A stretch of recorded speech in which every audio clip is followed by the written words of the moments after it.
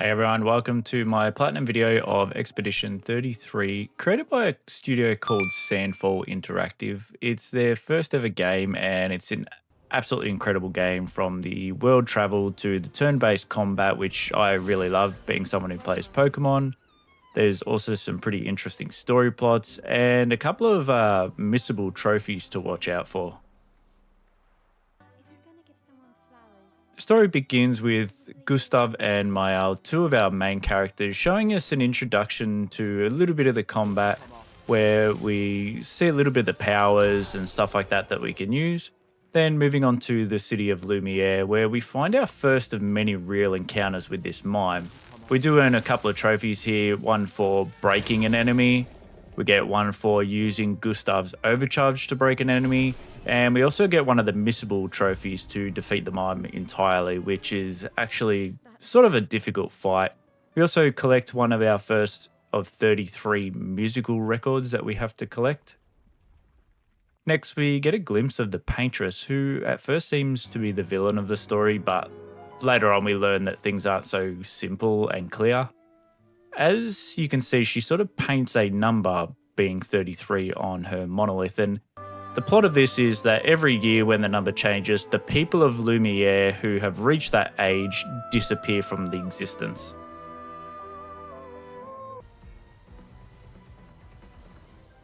Expedition 33 then travels to the continent where our journey to find and destroy the paintress begins, and we earn our trophy, Lumière. After landing on the beach, we were attacked by this old man and some strange creatures which are called Nevrons. They are basically the main enemies throughout the game, and this guy will come into play later on in the game, as you'll see.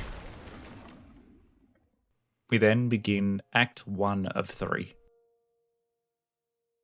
Gustav wakes up on a beach and explores an area called Spring Meadows, where we get to meet our second playable character, Lune.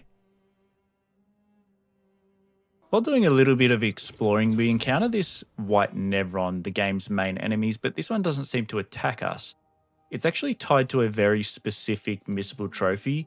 There are 10 of these around the open world that we have to do special quests for to unlock a trophy. We also then grab our first of 49 different journal entries from previous expeditions, and we come across our very first boss of the game. Now, it wasn't overly difficult to fight. Being the first boss, it was sort of like a tutorial boss, I guess you could say, and after a little bit of a cutscene sort of fight and we take him down, we move on to the next section where we get our first story-related trophy, Spring Meadows. We then move on to the continent with beautiful traversal areas and an open world where we'll spend a lot of our time. Moving on to the next area called Flying Waters, where we come across this sort of strange door that pulls us into a place called the Manor, where throughout the map there are many of these doors which takes us to different areas. Inside the manor, we come across our third playable character, Mael, who is definitely one of the best characters for damage throughout the game. And we get introduced to the curator, who will join us in our sort of adventure in different ways. We then meet our very first gestural of the game. Now, these funny little characters are all the way throughout the game, and they will help us in many different ways, helping us with quests and upgrades and stuff like that.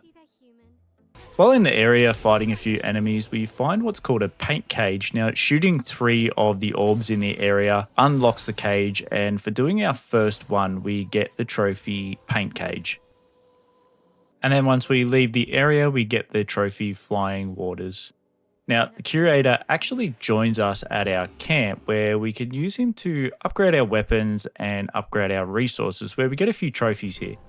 One for upgrading our weapon for the first time, and one for assigning a Lumina point to a character, which allows us to use more and more of the pictos that we'll collect throughout the game. We then get one that's technically missable if you don't ever do this, but we do get a trophy here for checking up on the others at the camp for the trophy Curious. Next, we visit our first gestural beach. There are 5 of these in total, Each of them have different tasks that we have to complete, and once we do so, we get a trophy. The first one here is a little bit of a parkour sort of section, and the others are a little bit different. There's some combat ones, and there's one that's like an only up sort of situation. Most of them are generally pretty difficult and frustrating. They're more about patience and making sure that you're pushing the right buttons at the right time. Next, we move on to the Ancient Sanctuary, where we run into this gestural that tells us that they have an actual village that they all sort of congregate at. And once we get through that area, we get our trophy and finally make it to the gestural village. We then meet their sort of leader, Golgra, who tells us about this character called Eskia, who we will need a very specific password to get into his area. But to do so, and for her to give us the password, we have to compete in their tournament. And their champion of the tournament is actually one of our members of the Expedition 33, CL, who joins our crew.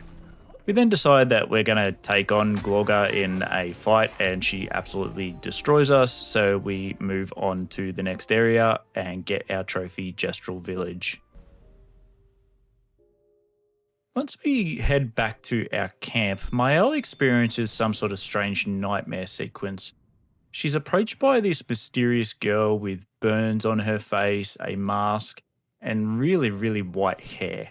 We learn that her name is Alicia, and we're also approached by the white-haired man from the start of the game.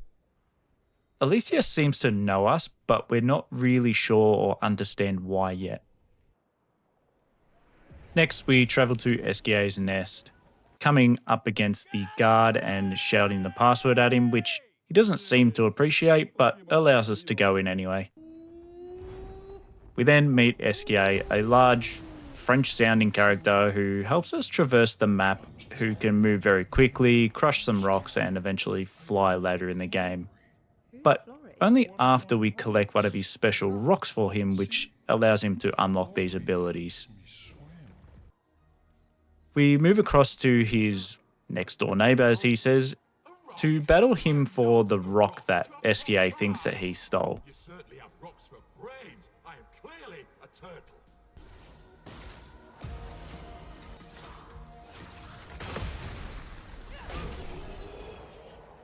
Turns out the rock that he had doesn't actually seem to be the rock that Eskia needs, so we have to move on to an area called Stone Waves Cliffs. Now, completing this, we add Eskia to our team and get the trophy, as well as getting the trophy for completing the area. Now, while we were in the area, we did get a trophy called Synergy for using Mael's Pierce ability while in Virtuoso stance on a marked enemy. Heading back to the camp again, Mael gets another little nightmare flash and sort of makes us think that she has a massive part in the story, but we're not really sure as to why yet. We then move on to the Stonewall Cliffs and face one of the sort of creepiest bosses I've ever seen in a game, called the Lamp Master. He isn't too hard, with a little bit of a gimmick involving shooting lamps to deal big damage to him. After we do complete this fight, the aftermath is insanely shocking and emotional. I had my jaw on the floor for probably about 5 minutes. Wanna throw one more rock?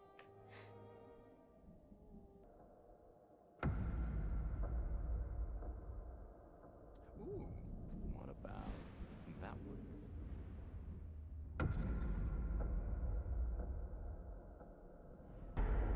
Well, like I always say, it's not about the rock. It's more about...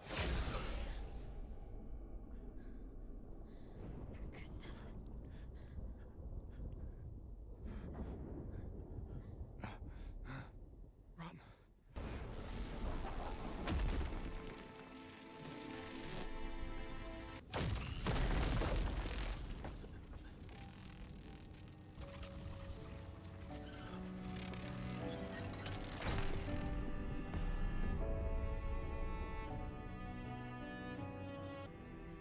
For those who come after. Right?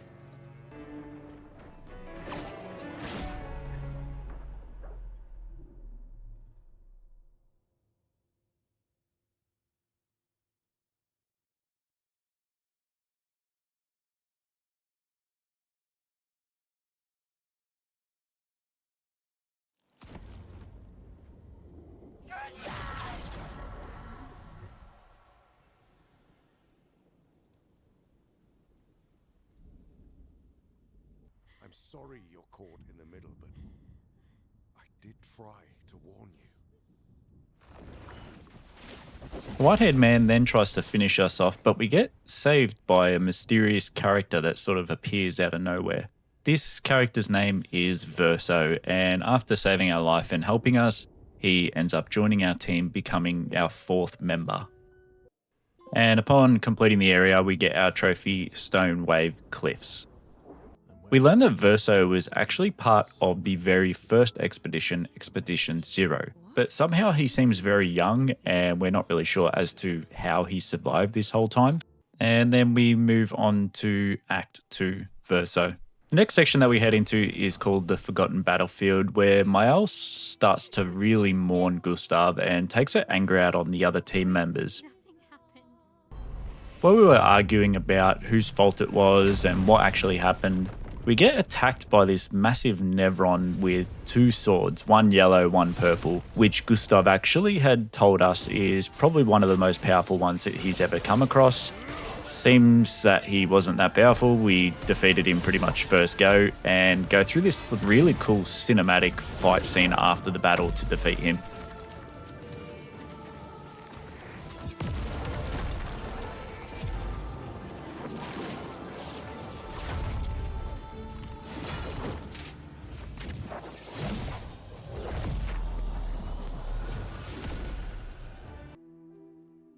Once we reach the end of the area, we hold a bit of a ceremony for Gustav at an expeditioner burial site that Verso seems to know very well, showing that he has obviously buried some of his own friends in that area as well. Completing this section grants us the Forgotten Battlefield trophy and officially welcomes Verso to the Expedition 33 team. Now that Verso is a playable character, we can begin to work on some of the missable trophies like our relationship levels, requiring us to do certain things and certain side quests to build our relationship levels with each teammate up through to level 7. Next, we move on to Monaco Station, where we get to meet our final member of our team, Monaco, who is actually a gestural and an old friend of Verso's. During a battle outside of Monaco Station, we learn gradient attacks, some special moves that charge up as we fight and use our skills. Once we finish the fight, we learn that Monaco has the ability to actually transform into Nevrons by stealing their feet once they're defeated. We then earn the trophy Expedition 33 for acquiring every playable character, as well as the trophy Monaco Station for finishing the area. We then travel to Old Lumière. Here, Monaco decides to show off his powers, but sort of overdoes it and ends up separating the team. While exploring, Lune finds an expedition journal that reveals some devastating information about Verso that she is really worried about. Once we reunite with the others, we discover that the white-haired man's name is Renoir, and he is actually Verso's father. We then confront Renoir in a battle. Now, he's pretty tough. He's able to actually erase characters from the battlefield and also heal himself from the little minions that he summons beside him if you don't defeat them early enough.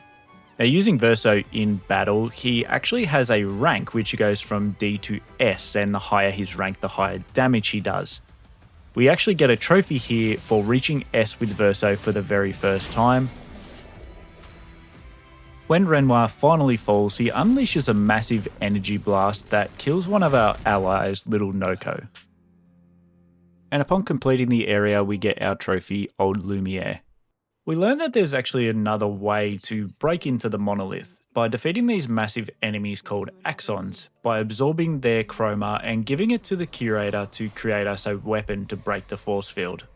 The first one that we take on is on Visage Island. It involves us battling a few of these masks representing emotions, one for sadness, one for joy, and one for anger, which will help us defeat the Axon and bring down his power a little bit so that we can do a little bit more damage. While in the area, we actually get to level 33 and get a trophy, and then decide to take on the Axon. Whilst in the battle, we actually get a trophy here for using Monaco's abilities to do powered up attacks 4 times in a row. Once defeated, we earn the trophy First Axon, and move on to the next area, Cyrene. The architecture looks very different. Cyrene is a giant singing and dancing creature who actually hypnotizes her enemies to the point where they start to hallucinate and see visions. This fight wasn't overly difficult, it was more annoying than anything. She had little minions that came flying out of the air to attack you, but apart from that, it was pretty easy. Upon completing the fight, we get the trophy Second Axon. Returning to the curator, we give him the chroma needed and he forges us the weapon to breach the monolith. We then head to the entrance of the monolith, using the weapon that the curator created for us, and take down the barrier.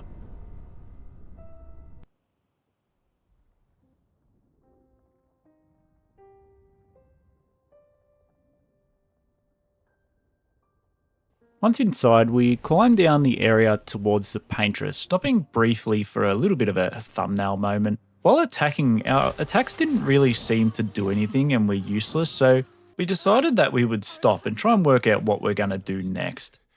Then randomly, a lady with white hair seemed to appear out of nowhere and opened a portal, so we obviously decided that we were going to follow her through.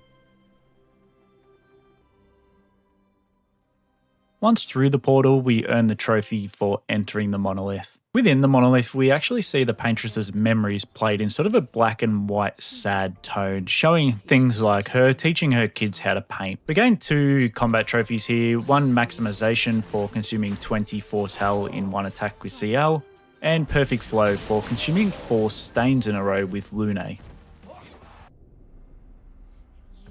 Eventually, we get to a point where we face off against Renoir again. Now, we actually end up getting very, very close to defeating him when he then summons a lion-like creature to restore his health, but after that we then defeat him fairly quickly. Then let us celebrate the second destruction. Renoir then tries to kill us after the fight again because he seems to be a big sore loser. The curator then intervenes and with the help of Mael sort of deletes Renoir and we proceed to the final fight.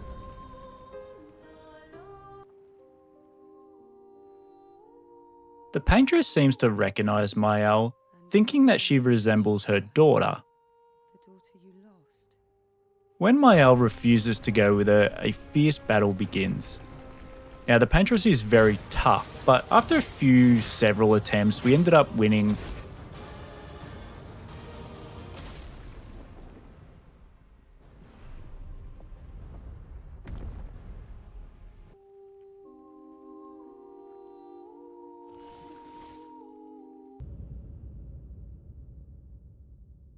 The paintress then seems to gommage and the monolith number vanishes. We then earn the trophy, the paintress. Returning to Lumière, we are very warmly welcomed, but everything isn't as it seems and it turns fairly dark fairly quickly. We then get a clip of Verso reading a letter that was given to him by his sister Alicia. It's a strange feeling watching you with my brother, laughing and smiling, without the scars or the memories that afflict me. Alicia, as she was meant to be, not this painted version that I am. My family, a facsimile of yours, and this world, a mirror, painted by your mother, the paintress, to stave off her grief. Seeing your expedition through would plunge us all into the abyss. For in ridding the world of the paintress, you'd lose the sole force standing against the one who would erase us, the one who invokes the flowers of the gommage. An act of love, for he does love her. Your father. On her monolith, she paints a warning for us all. The truth is revealed that Mael is actually the daughter of Renoir and the paintress, making her Verso's sister. It is also revealed to us that the paintress isn't the bad guy in this situation, and there really isn't a bad guy at all. the whole thing is that Renoir is trying to save his wife, and it'll explain why and how very shortly. Moments later, the people of Lumière actually vanish as the city is hit by a massive shockwave, including all of our team.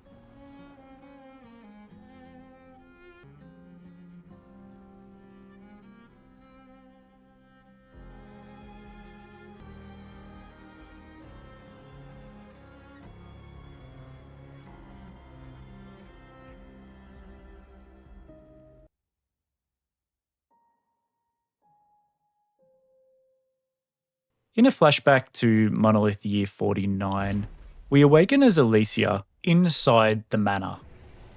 We see her parents, Aline and Renoir, who seem to be able to use some sort of magic to create living worlds through painting. It seems as though the whole point of this is that her mother and father are basically fighting each other in a sense, as Renoir wants to save his wife by pulling her out of the canvas, because she's holding onto it so dearly as it's the last piece of her son that she has left. We also learn that the world that we have been living in and fighting in is completely made up and isn't real, which was originally painted by Verso. We also learn that Verso isn't the real Verso. He died in a house fire trying to save his sister Alicia, explaining the burn marks on her face and the mask that she wears. We then see a clip on how we actually become Maëlle. Our older sister Claire sends us on a little bit of a quest to try and destroy the canvas from the inside to release our mother from her grasp on this painting. And based on how powerful our mother actually is, when we do go through the portal, she realizes what we're doing and intervenes in the sense of pushing our body between the real world and the painted world, and pushes our soul into a baby from Lumière, and Maëlle is born. But you are strong, and you will survive. You will struggle, and you will learn. You'll find people to call your own, and you will shine as their guiding light.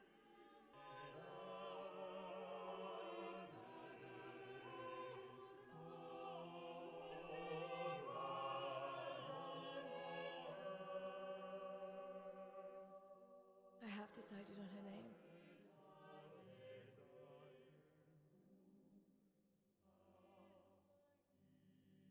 And her name will be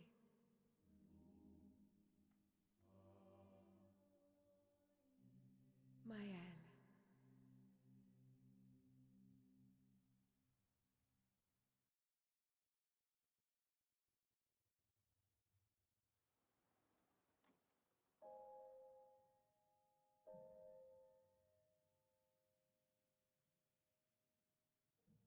Act 3 begins in the current time, talking to Verso as Maëlle, telling him that we actually prefer the name to Maëlle and not Alicia.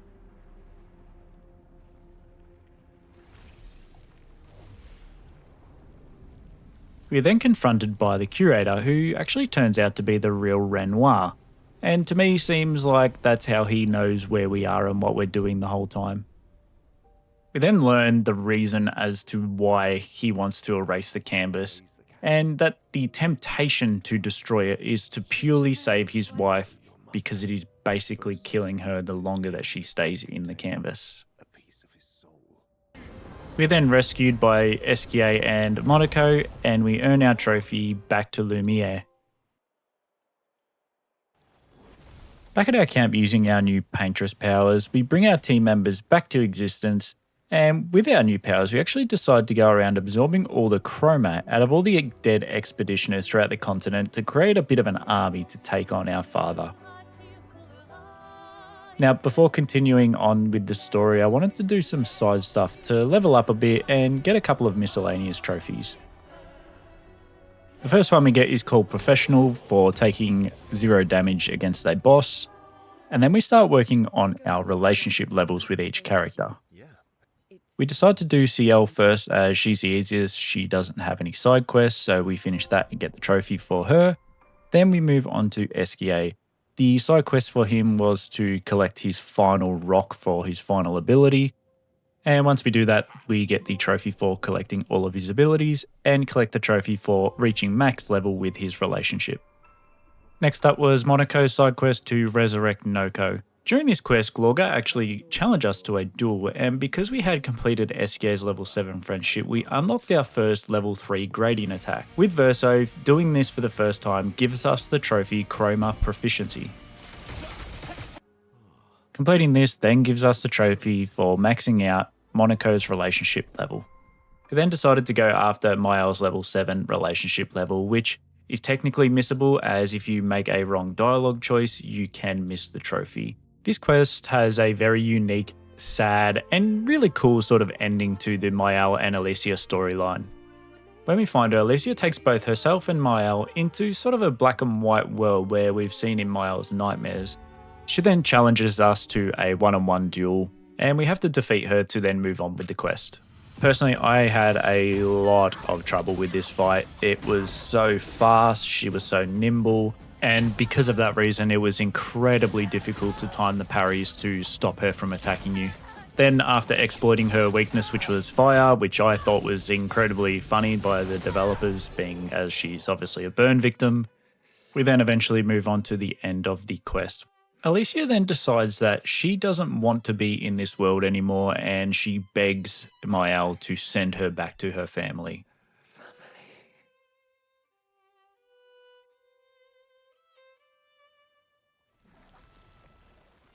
Wait. Mael!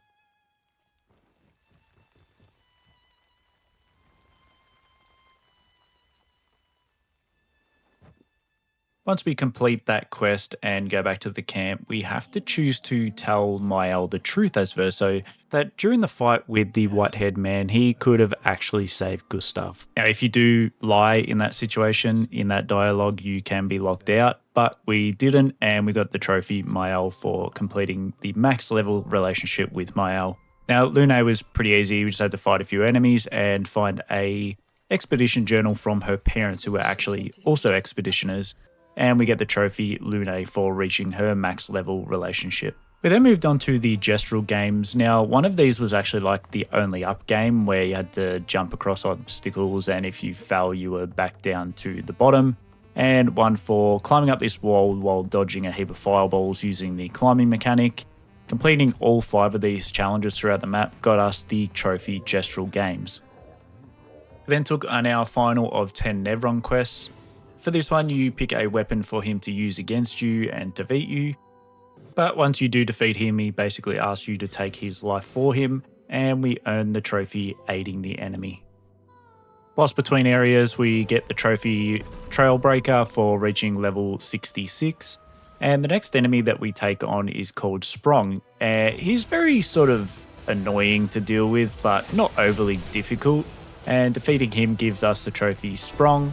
And then we take on this idiot, which at this point I was pretty over leveled and basically one-shot him and got the trophy for defeating him as well. After leveling up a little bit and doing a few side quests and trophies, we decide to return to the main story to take on Renoir for the final time. Using the chroma collected from the expeditioners across the map, Mael uses her new powers to summon an army to take on Renoir's army of Nevrons.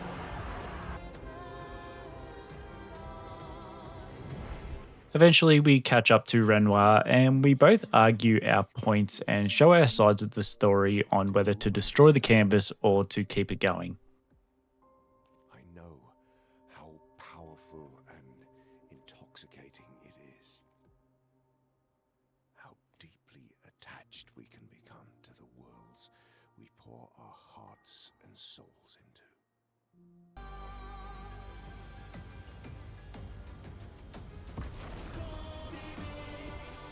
Renoir then transforms himself into his curator form and we start our fight with him.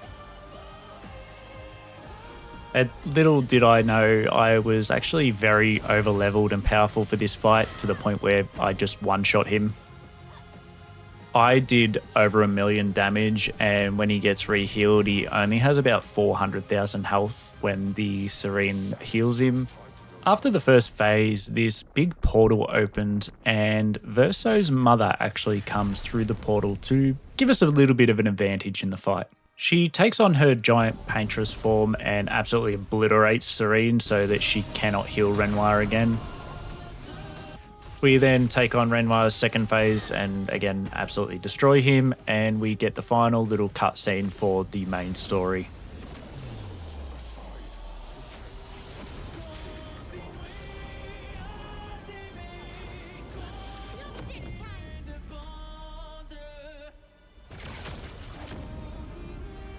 And we pop our final story trophy, the end. The next sequence is a little bit of a decision as to what you want to do and how you want the game and the story to play out afterwards. Verso goes through this portal, which leads to what I can only assume is a part of his soul that is keeping him and everyone else in the canvas alive as he is continuously and constantly painting this canvas. Now, Verso actually tries to stop him from painting the canvas as he seems to want to do the same as Renoir and stop it, as he clearly wants his mother to stop obsessing over the canvas and go back to her family. Now, I chose to fight as Mael here. Now, it doesn't really matter who you choose. All it does is show you a different ending to the story and what happens after the fact. If you choose to fight as Mael, you keep the canvas going and bring everyone that's been gommaged back to life. If you do choose to side with Verso and destroy the canvas, Alicia, her sister Claire, and her mother and father all reunite in the real world to visit their brother and son's gravestone to properly start to mourn him.